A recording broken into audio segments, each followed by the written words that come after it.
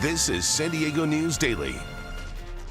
Hello and welcome to San Diego News Daily. I'm Monica Hernandez. Police say a violent scene unfolded in this usually quiet neighborhood in La Mesa when a man fired off a shot that came just inches from ending one man's life, then pulled a gun on police.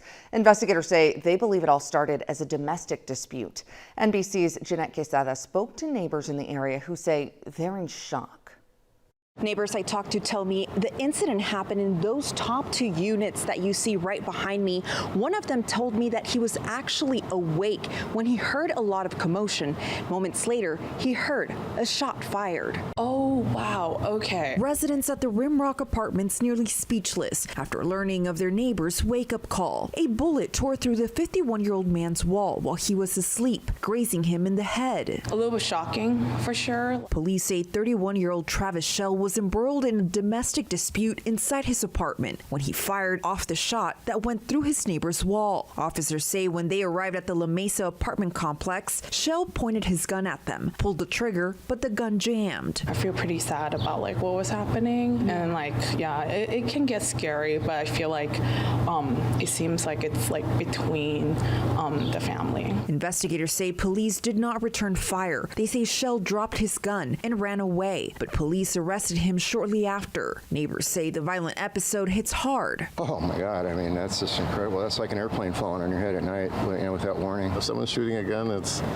unfortunate, but yeah, that could happen. It's just very rare. Investigators say the victim of domestic violence was shaken up but was not hurt. Meanwhile, the man who was grazed by the bullet was taken to the hospital in stable condition. Jeanette Quesada, NBC 7.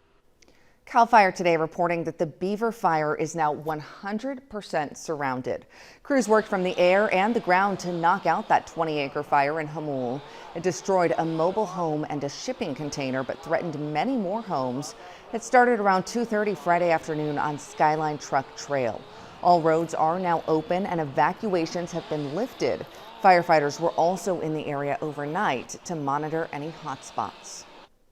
Dozens of frustrated San Diegans packing part of Point Loma's library with a simple message. Their voices are not being heard by local elected officials.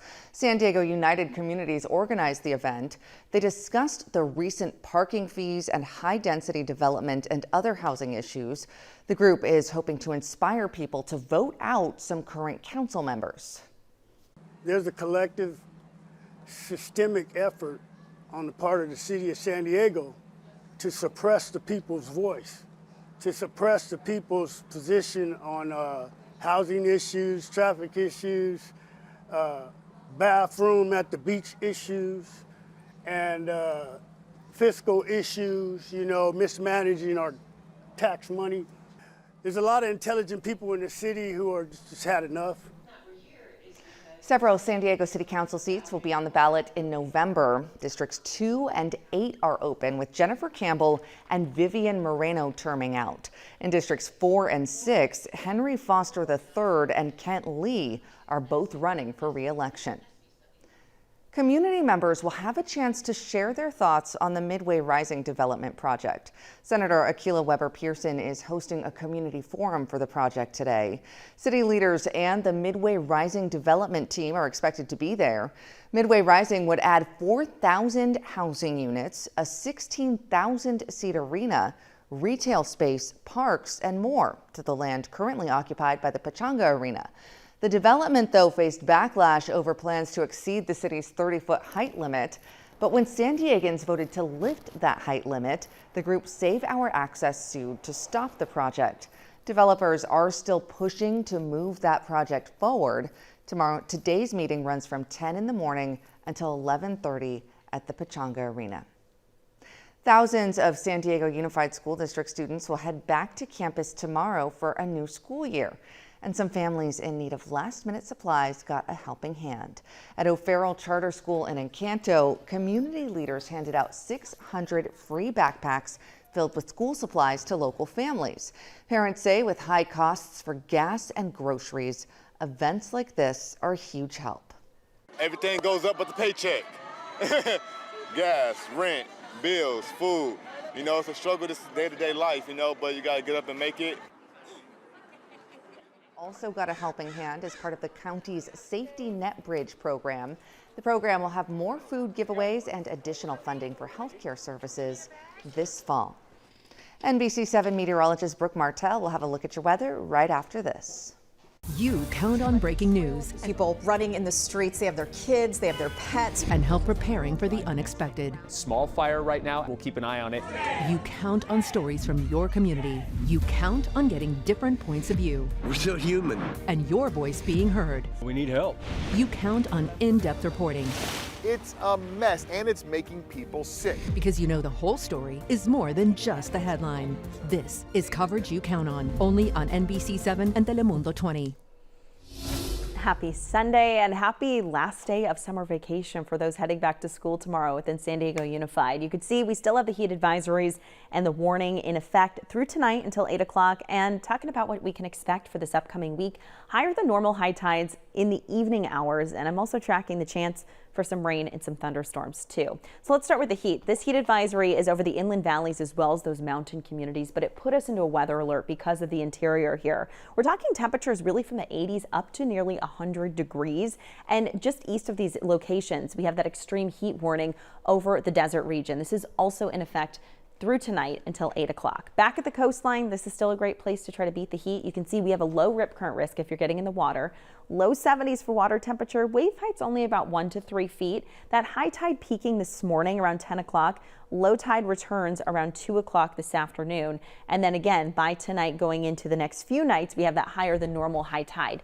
Temperature wise, out in Mission Beach, we're starting off right around those mid 70s by about 10 o'clock. And then we stay in those upper 70s with that sunshine as we head into the afternoon hours, even early this evening. So daytime highs are looking like this, 70s and 80s up and down your coastline. And then we have those 80s and 90s over the inland valley communities, still trending close to the mid 90s here for Ramona, 93 for Julian. We have 100 degrees over in Warner Springs.